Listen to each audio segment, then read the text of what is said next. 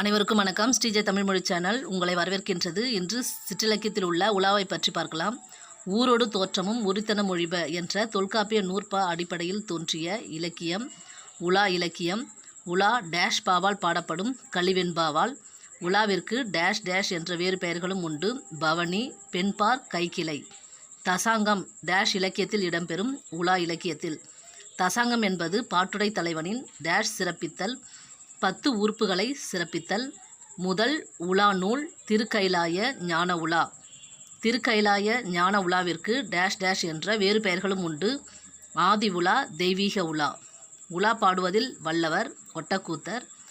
உலா வர பயன்படுவன தேர், குதிரை, யானை. பேசும் உலாவிற்கு டேஷ் பெதும்பை, புலி. பயனுள்ளதாக இருக்கும். லைக் பண்ணுங்கள், சப்ஸ்கிரைப் பண்ணுங்கள், ஷேர் பண்ணுங்கள். நன்றி.